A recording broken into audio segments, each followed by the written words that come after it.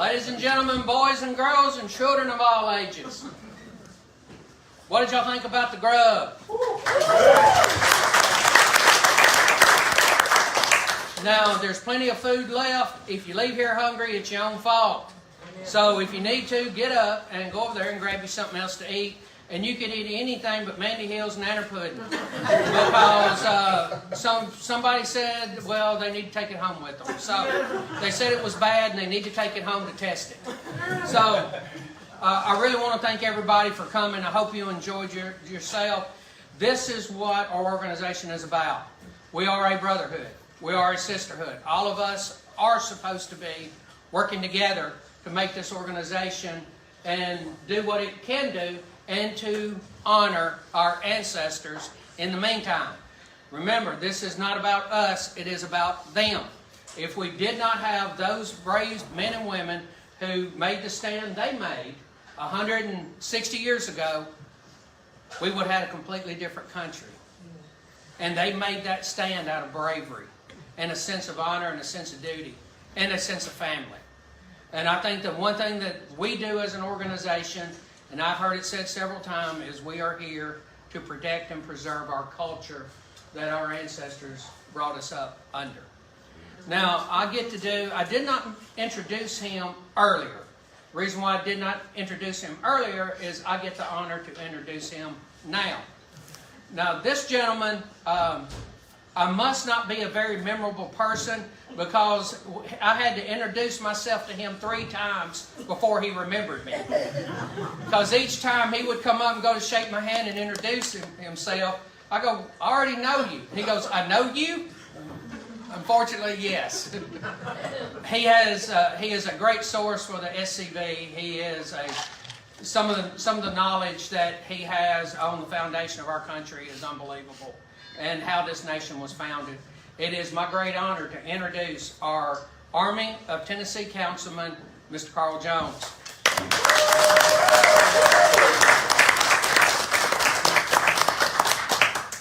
Thank y'all. Great to be here in North Alabama. Keith, I was at the Christmas party last year, and Keith kind of put me on the spot and asked me to be the speaker this year. I thought, well, I'll have to get my hair done. I've never been booked that far in advance before. The next day I went home and checked my birth certificate to see if my last name had changed to Kennedy or Gramling or McClooney or something like that. Because usually, Jason and I were talking about earlier over at the museum, we're the guys they call when nobody else can make it. So,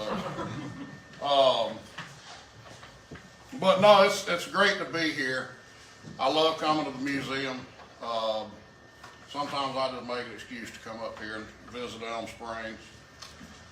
And it's great to be a member of this organization. I believe firmly in everything Jason just said and what we stand for. I believe in our cause, and that's what I'm going to talk a little bit about tonight. I wrote this lecture, this program, whatever you want to call it, in a rush about January of last year. I had been asked to speak at the Sam Watkins or Sam Davis camp in Biloxi, Mississippi. And my wife and I drove all the way down there, and I realized I had left my speech at home. And so I had to rewrite it on the spot, sitting in the cabin on the grounds of Jefferson Davis's property. So in that regard, this has got some historic value to it, even if nothing I say doesn't make any sense. It was written at Jeff Davis's house. But I've been saying for a long time, 18 years I've been in the SCV, and it struck me even before I was a member, when I started kind of coming into, I guess, my awakening with regards to what the South had contended for and what their defeat really meant and how relevant it is to us today. When I started having that awakening, I came to the realization that to understand 1861 to 1865, you first have to understand 1787 and 1788, the year that the Constitution, which formed the voluntary union in 1787, and in 1788, the year that the states ratified it. That is at the root, along with another thing I'm going to talk about, and Jason hit on it, and that is cultural. So let's get into that. The war is over, 1865, we all know that happened. I say the war is over. In reality, the guns had gone silent, but it is my assertion that the war merely entered a different phase, and that it continues right up until the present day. It is a Cold War, and it is a philosophical war rather than a war of violence and combat.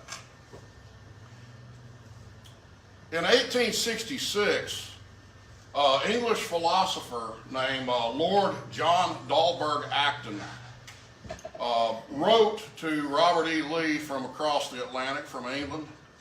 And among other things in this correspondence, Lord Acton said that he saw secession not as the destruction, but as the redemption of democracy. And he stated that he regarded secession as the only availing check on the absolutism of the sovereign will. I'm going to come back to that. He told Lee that he had seen in states' rights in the Confederate Constitution principles that would have liberated the world, and he finished this statement by saying that he mourned for the state lost at Richmond more deeply than he rejoiced for that which was saved at Waterloo. The absolutism of the sovereign will, what that refers to is the old ancient tyrannical belief that what the sovereign, be he a king, an oligarchy, a tyrant, whatever you want to call him, despotism, whatever you want to call that form of government. Of course, it's all oligarchy, essentially. But the absolutism of the sovereign will means that the government's word, their will, is final. The American Constitution was a reversal of that. It was founded on the idea, as stated in the 1776 Declaration of Independence, that government derives its just powers from the consent of the governed, and that whenever the government becomes destructive of the ends for which it was created, it remains the right of the people given by their creator to alter, abolish, or throw off that government. So we had the absolutism of the sovereign will versus what actually came out of the Philadelphia Convention and formed the Union of States. Lee replied to Lord Acton, saying the consolidation of the states into one vast republic, sure to be aggressive abroad and despotic at home, will be the certain precursor of that ruination which has overwhelmed all of those that preceded it. Every nation that I can come up with, that I can think of in all of world history, at least in recorded history, that has embarked on imperialism and empire has crumbled under its own weight, and often, if not always, under the weight of militarism financed by loose fiscal policy. I think that Lee understood that defeat meant the elevation of a radical party, and that they sought dominance and control over all of the other states. This was a great reversal of the Constitution itself. I also believe that due to the distinct and often contrary cultures of the different sections which made up America from the very beginning, and in the absence of self-government which state sovereignty provided, centralized force and subjugation would be inevitable. George Mason in the Philadelphia Convention made the comment that a singular, monolithic, or nationalized form of government would be insufficient. A central government would be insufficient for America, which was made up of people so distinctly different in their manners, habits, and customs. All right, so let's look at briefly some of those distinctions. You had essentially 4 British folkways that came into America, and a great book. People ask me all the time, what books would you recommend that I read to understand the war between the states? And I'll tell them, start with a book by Professor David Hackett Fisher called Albion Seed, because it talks about these 4 distinctly different cultures. And that, as you're reading that, when you see the difference, you'll wonder why the founders ever thought to combine these cultures under a government in the first place. I think that war was inevitable if it was a centralized government. And some examples of this, you had New England, which came out of Puritan culture. These people came from the eastern counties of Great Britain, East Anglia, and among their cultural proclivities were, and I'm just going to name a couple. Number one, they came here a lot differently than our people did. When they came, it was sister, brother, mom, and dad. Okay? And they settled into these communities, and they had a communal structure, and family was dictated by the community. Okay? The family structure, how they related to one another, was dictated by the community. And they would often have a constable assigned to every dozen or so families, and his job was to look in on those families and to make sure that they were functioning according to the communal edicts. If any of you remember a famous phrase, it takes a village, that's what they were talking about. They'd have a different view of what a village was than we do in the South. The Southern people were made up of a combination of Cavaliers from Southern and Western England, and then later on in the early 1700s to mid 1700s, the Scots-Irish. The Cavaliers were a hierarchical people. Okay, you could it wasn't a blue blood, it wasn't by blood or hereditary type of thing that you could rise to prominence. It was you could elevate yourself to prominence through gaining an education, becoming valuable to the community, landowners, those things like that, which is how a backwoodsman named Patrick Henry, as he acquired more and more education, more and more understanding of things and property, he eventually found himself in the House of Burgesses. But they had a hierarchical structure. And then you had the Scots-Irish that came here, and these were a different breed all unto themselves. They came out of, contrary to popular belief, they were not Irish. They were Scots who had been somewhat exiled to the northern provinces of Ireland. But Scots-Irish is sort of an anglicized term. It often referred also to, on occasions, to the Welsh, to people of the northern counties of Britain, the lowland Scots, and then you have the Highland Scots also that are probably lumped in there as well.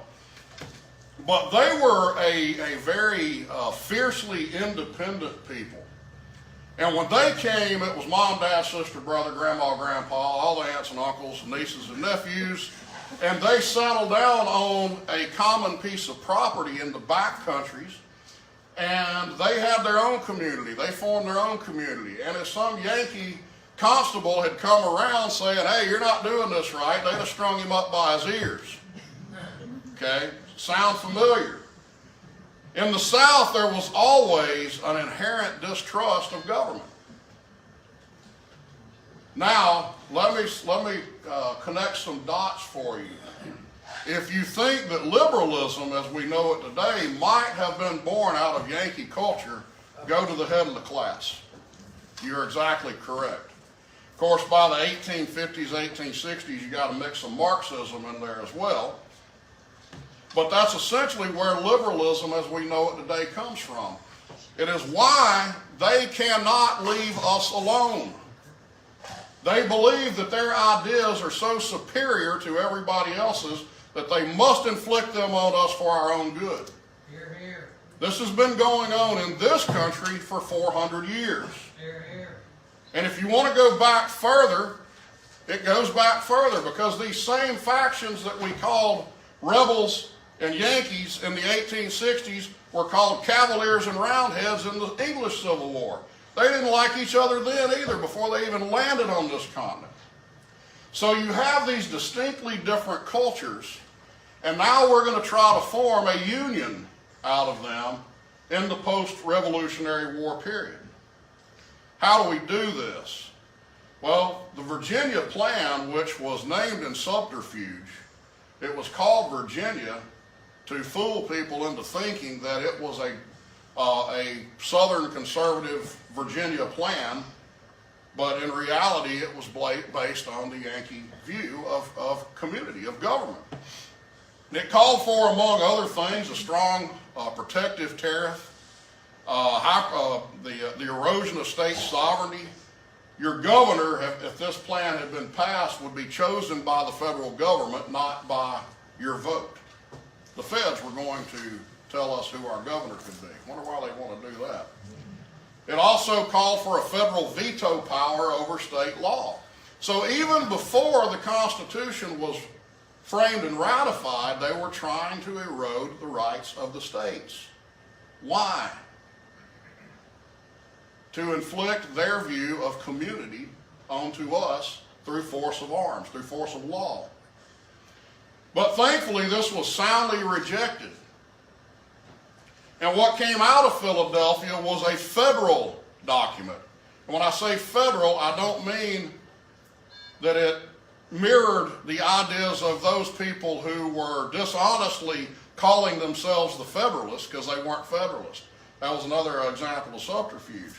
It was a federal document, meaning that it would include a separation of powers, that the states would retain the right to self-government with all powers that were not expressly or explicitly delegated to the general government. And I emphasize the word delegated because, as my friends Ron and Donnie Kennedy pointed out to us many times and many years ago, delegated does not mean surrendered. If I own a company and I hire you to come answer the telephone at my company, I did not give you a job. I retain ownership of that job. I delegated you certain responsibilities in which I am willing to compensate you for. But if you don't answer the phone, I reserve the right to withdraw that delegation of power. Make sense? Our government was framed to reflect the exact same premise. The separation of powers between the government was key. It was crucial to the flow and to the operation of our government. The 10th Amendment was an example of this, and I'll talk about that later. But this separation of powers and the fact that we had a loose, voluntary confederation, federalism, federal powers, this is absolutely irrefutable. Our detractors can deny and denounce this and dance around all of the issues until the cows come home, but guess what they can't do? They can't prove that wrong because there is no historical proof to support their assertion that we are one nation. We are not, and we never have been, and we were never intended to be. Consider just a few facts from the framing of the Constitution. This was James Madison, who some regard as the father of the Constitution. He was certainly one of the strongest proponents. But he said in Federalist number 39, written to New Yorkers, it's another point I want to bring up. States' rights was not a Southern view. It was an American view. In fact, the New York delegation got up and walked out of the Philadelphia Convention because they thought it was intruding on the rights of the states. They thought this new government would intrude on the rights of states. So it was not absolutely inevitable that New York was going to ratify the Constitution. In fact, it only passed ratification by 3 votes. So James Madison, John Jay, and Alexander Hamilton had to get together, and they wrote a series of essays to try to convince New Yorkers to ratify it. And one of those was Federalist 39. And here's James Madison on the nature of the general government. The proposed government cannot be deemed a national one, since its jurisdiction extends to certain enumerated powers only, and leaves to the several states residuary and inviolable sovereignty over all other objects. Let me put that in plain English. If it's not in the Constitution, the federal government can't do it.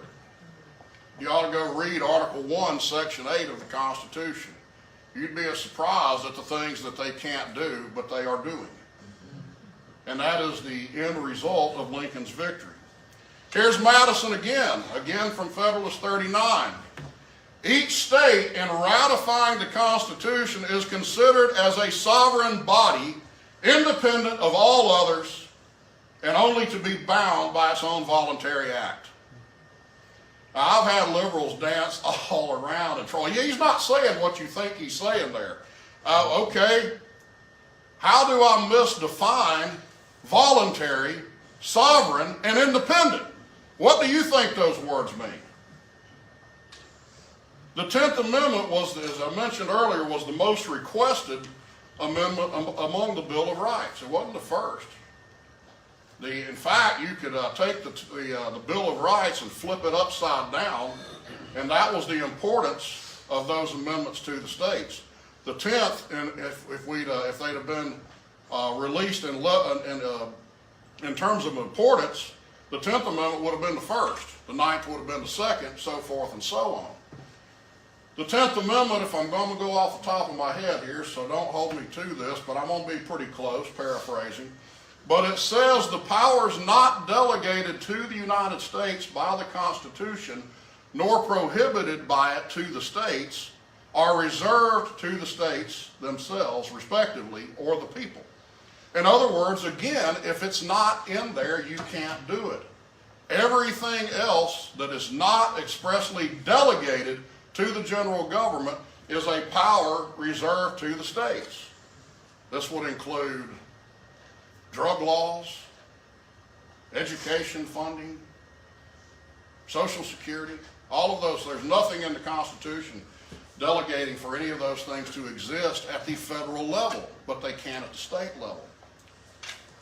Jefferson called the 10th Amendment the cornerstone of our constitutional system.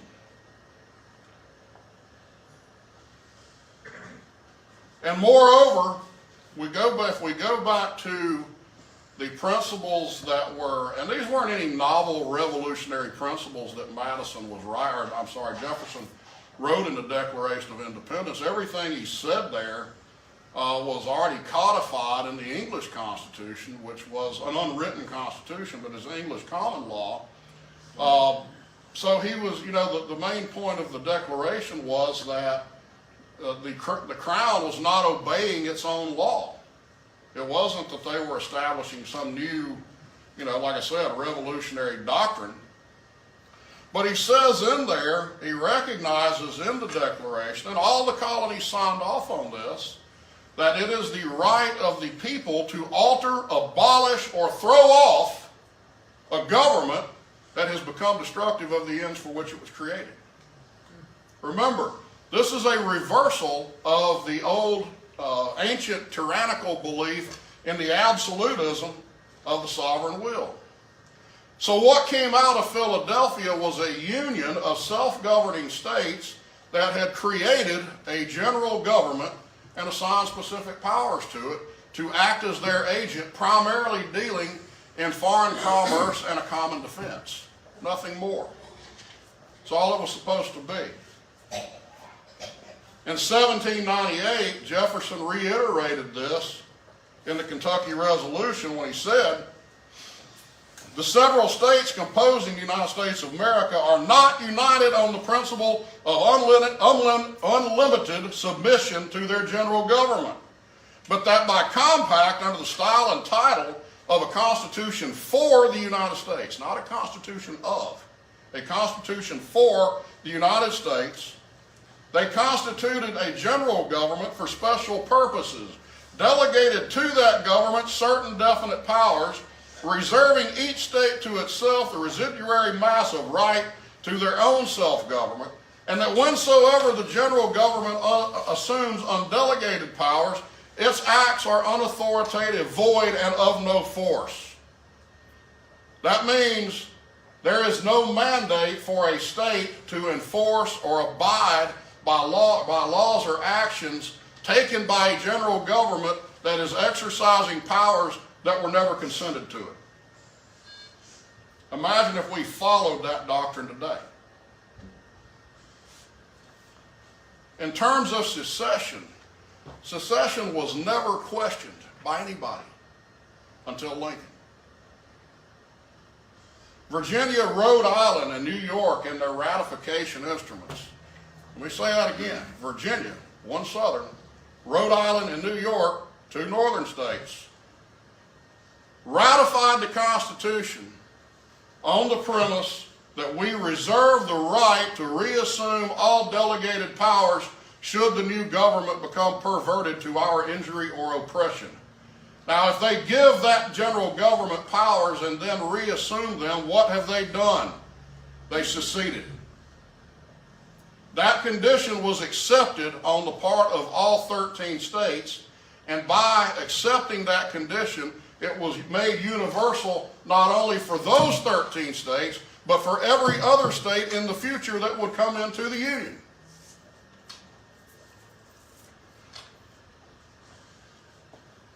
The United States, as I said, it could not work as a solitary, indivisible, and singular nation. Couldn't, because of the cultural distinctions. They would not allow it, and the framers and ratifiers knew this, so the Union was necessarily voluntary in nature. Now, I could go on this subject. I'm telling you, the proof of everything that I've just outlined here is irrefutable, and it is mountainous. There is no proof to overturn anything I just said. If you find it, you let me know. But I'll tell you what, save your time. It's not there. Okay? But Lincoln, on the other hand, had a different view of government that was frankly un-American. Unlike the founders who created the Union merely to furnish a common defense and ensure free trade among the states, Lincoln said, and I want you to listen to this very carefully. I quoted this in a conversation with my friend Ryan Walters on SCV chat the other night, and I asked the panel there, who do you think said what I'm about to tell you? I'll just go ahead and let y'all up front know it was Lincoln. But listen to this. The purpose of government, Lincoln said, was to elevate the condition of men, to lift artificial weights from all shoulders, to clear the path of laudable pursuits to all, and to afford to all an unfettered start and a fair chance in the race of life. This is the leading object of government for whose existence we contend. In other words, in the Lincolnian view, we must take hold of all of this power. We must centralize it so that we can control your life for you. Again, the Yankee view of it takes a village. Their view of village, their view of liberty is different from ours. They have a collective view of liberty where we hold it as an individual right. So what we had in 1861 was an attempt by radicals in the North to overthrow the government of our founders. Ron said it again on SCV chat the other night. It was a revolution. It was a revolution by the North. They destroyed the Founders Union and replaced it with the Lincolnian Union. Our country is, in fact, as we know it today, was born in 1865. It is the outcome of Lincoln's victory, and it is not in any way similar to the Jeffersonian country of our founders. It was akin to an American version of a European-style revolution. Woodrow Wilson, a progressive, and like I say frequently, depending on what day you catch me on, I would say that Wilson was either the second or third worst president in the history of America. He was terrible, even though he had Southern roots. But he described, he talked about Lincoln's victory this way. He said that the ultimate outcome of Lincoln's victory, of the defeat of the South, and listen closely to this, was that the government, through its courts, is now the final arbiter of the limits of its own power. Okay? So the government, the federal government's own court is the final word on what powers the federal government can exercise. So much for Lincoln's deceitful government of the people, for the people, and by the people. He didn't mean that. That was a facade on Lincoln's part, as was most of what the man ever said. So today we have a unitary system in which we have no representation. You do not have representation in Washington, D.C. You don't. The Constitution allowed representation to be 30,000 constituents for every one representative. Right now, if my math is correct, you have approximately 770,000 constituents per representative. Try getting your representative on the phone. Good luck. So you are not represented in Washington, D.C. In addition to that, there are no limits. They've decided that there are no limits to their own power. They can intervene in your state's marriage laws. They can dictate to your state what you'll teach in your schools. There are no limits. Everything is on the table. But in spite of that, all attention among most American people is on the national elections, and you have in that a constant battle between these two distinctly different cultures, political worldviews. Oh, we'll get our guy in there, and for 4 years we'll dominate them. And then they'll get their guy in, and they'll dominate us for 4 years, and it goes back and forth and back and forth. Meanwhile, you have no representation. There are no restraints on the government. And what we get is a constant but gradual shift further and further and further to the left and away from our founding and away from liberty.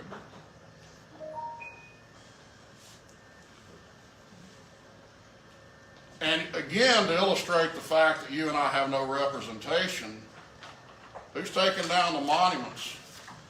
Who changed the Mississippi flag? Conservatives, so-called, right? We file lawsuits. Even when we win, are they enforced? No. Because as Ron and Don Kennedy have said multiple times, and I always try to give them credit when I steal something from them, but they're right. We are in effect a stateless people. The people in this room are a stateless people. They can come tear down your monument. We've got one out here we're trying to put back up, and there is nobody in your government that will represent your views because you are stateless and you have no representation.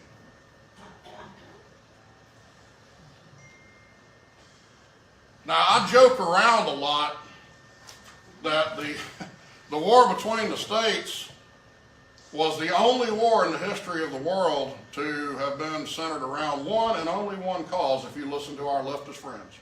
Oh, it was every other war under the sun that I can think of had philosophical issues, had economic issues, had religious issues, geographical issues. Countries might be battling for resources, but it's generally a combination of all these things depending on who you talk to, but not our war. Ours revolved around one word, the only one in the history. And you know what that word is, slavery. That's all of these idiots in academia, no matter what proof you get, that's all they don't know is all about slavery. Well, look, if you want to dumb it down to a one word, I can play that game too. I'll give you my one word cause of the war, Yankees.